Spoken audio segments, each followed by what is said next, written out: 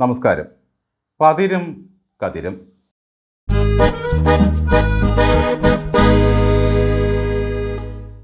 ഓച്ചിറയിലെ കാളകെട്ട് വലിയ ആഘോഷമാണ്. ലോകത്തിലെ ഏറ്റവും വലിയ കാളകെട്ട് ഉത്സവമാണത്. കാളയുടെ വലിയ തല മാത്രമാണ് സ്ഥിരമായി ഉണ്ടാക്കി വച്ചിരിക്കുന്നത്. ഓരോ തലയ്ക്കും വേണ്ട ഉടലുകൾ വർഷാവർഷം കാളകെട്ട് സമിതി ഇഷ്ടാനുസരണം കെട്ടിയുണ്ടാക്കും. ഉടല് ശരിയായി കഴിയുമ്പോൾ കാളത്തല കയറ്റും. എന്നിട്ട് കാളകളെ കെട്ടി വലിച്ചു കൊണ്ടുപോകും. ഭയങ്കര പൊക്കമാണ് ചിലതിന്. AKG സെൻറ്റർ കഴിഞ്ഞ 10 വർഷമായി സ്ഥിരമായി ഉണ്ടാക്കി വച്ചിരിക്കുന്ന ഒരു തല മാത്രമാണ് പിണറായി തല. തെരഞ്ഞെടുപ്പ് ഉത്സവം അടുക്കുമ്പോൾ ഉടലുകൾ ആവശ്യാനുസരണം ഉണ്ടാക്കുകയാണ് ചെയ്യുന്നത്.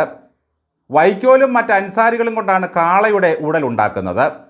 എന്നാൽ വർഗീയത, വിഭാഗീയത, പണത്തൂക്കം എന്നിവ കൊണ്ടാണ് പാർട്ടി ഉടൽ രൂപങ്ങൾ ഉണ്ടാക്കുക. എന്നിട്ട് പിണറായി തല കയറ്റി നാടാകെ കെട്ടി വലിച്ചുകൊണ്ട് നടക്കും. ഉയരത്തിൽ തല ഫിറ്റ് ചെയ്ത് വലിച്ചുകൊണ്ട് നടക്കുന്ന ഒരു കെട്ടുരുപ്പടിയായിരുന്നു പിണറായി തല. എല്ലാ കെട്ടുരുപ്പടികളിലും ആ തലയുടെ പകർപ്പുകളാണ് കയറ്റുന്നത്. ഉത്സവം കഴിഞ്ഞ് കാളയുടെ ഉടലിൽ നിന്നും തല ഇറക്കുന്ന ഒരു പരിപാടിയുണ്ട്.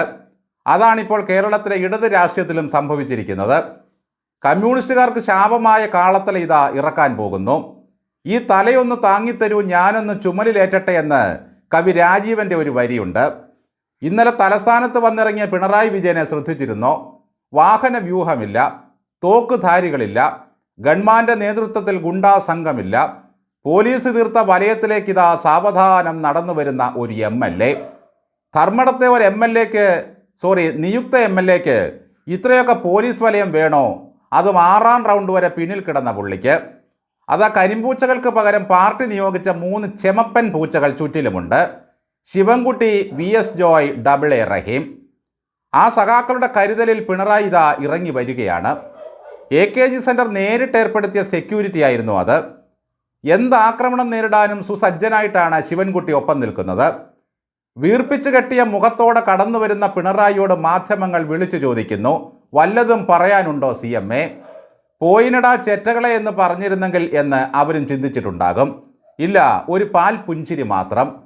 അതാ കാത്തുകിടന്ന വെള്ളക്കാറിലേക്ക് പിണറായി വിജയൻ കയറുകയായി. മകൾ മുമ്പിൽ കയറുന്നു. AKG സെൻറ്ററിലെ ഗോവിന്ദൻ്റെ കാറായിരുന്നു അത്. ചേടാ, ഗോവിന്ദൻ്റെ കാറും പോയോ? രസമതല്ല. തുടർച്ചയായി ഗതാഗത നിയമം ലംഘിച്ചതിന് പിഴയടയ്ക്കാനുള്ള 18 ചെലാനുകളാണ് ഈ വാഹനത്തിന് പോലീസും മോട്ടോർ വാഹന വകുപ്പും നൽകിയിരിക്കുന്നത്. പാർട്ടി സെക്രട്ടറിക്ക് പിഴയോ? പാർട്ടിയേക്കാൾ വലിയ പിഴ വേറെ ഏതുണ്ട്? ആ കാർ ഇതാ ചിന്ത ഫ്ലാറ്റിലേക്ക് മന്ദം പോകുന്നു. ചിന്ത ഫ്ലാറ്റ് ചിന്ത ജെറോമിൻ്റെ ഫ്ലാറ്റ് അല്ല, ചിന്ത പബ്ലിക്കേഷൻ്റെ ഫ്ലാറ്റാണ്. ചിന്ത വാരികയിലൊക്കെ വരുന്ന ലേഖനങ്ങൾ വായിച്ചാൽ തന്നെ ഏത് സഖാവും ബുദ്ധിജീവിയാകും. അവർക്കും ഫ്ലാറ്റൊക്കെയായി. ഇനിയുള്ള കാലം പിണറായി വിജയൻ നാട്ടുകാരെ വിളിക്കാനുള്ള ഡാഷുകളെല്ലാം ആ ഫ്ലാറ്റിലിരുന്ന് ഓരോന്നായി പൂരിപ്പിക്കും എന്ന് കരുതി ക്ലിഫ് ഹൗസ് ഒഴിഞ്ഞിട്ടില്ല. തോറ്റു തുന്നമ്പാടിയ മമതാ ബാനർജിയെ പോലെ ഞാൻ രാജിവെക്കില്ല എന്നൊന്നും പാവം പിണറായി പറഞ്ഞില്ലല്ലോ. രാജിക്കത്ത് നേരത്തെ തന്നെ ദൂതൻ മുഖേന കൊടുത്തുവിട്ടു. കുറേ സാധനങ്ങൾ ഇനിയും കൊണ്ടുപോകാനുണ്ട്. ക്ലിഫ് ഹൗസിൽ സംഗീതം കേട്ടുറങ്ങിയിരുന്ന പശുക്കളെ കിട്ടുന്ന കാശിന് കൊടുക്കാനേ ഇനി പറ്റൂ. ചിന്താ ഫ്ലാറ്റിൽ കാലിത്തൊഴുത്തില്ല, കുളമില്ല, വാട്ടർ ഫൗണ്ടൻ ഇല്ല.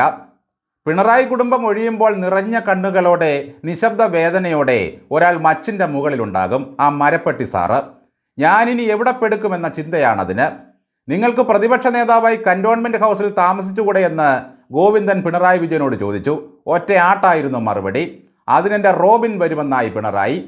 എങ്കിൽ സഖാവ് റോബിൻ അടുത്ത പ്രതിപക്ഷ നേതാവാണെന്ന് പ്രഖ്യാപിക്കാൻ ഗോവിന്ദൻ തയ്യാറെടുത്തു.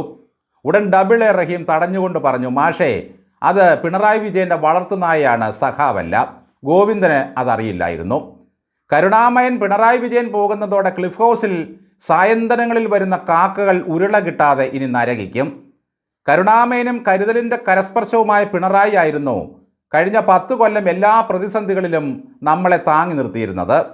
അങ്ങനെയുള്ള പുള്ളി എന്തുകൊണ്ടാണ് പാർട്ടിയെ പ്രതിസന്ധി ഘട്ടത്തിൽ താങ്ങി നിർത്താത്തത്? പിണറായിക്ക് ഭരിക്കാനേ അറിയൂ. തോറ്റു തുന്നമ്പാടിയ പാർട്ടിയെ തിരിച്ചു കൊണ്ടുവരാൻ മനുഷ്യത്വവും കാര്യപ്രാപ്തിയും വേണം.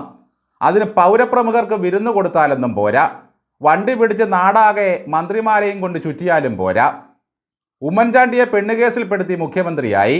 VSൻ്റെ തല കാണിച്ച് തുടർഭരണം നേടി. ഇനി ഏത് തല കാണിച്ചു പാർട്ടിയെ തിരിച്ചു കൊണ്ടുവരും?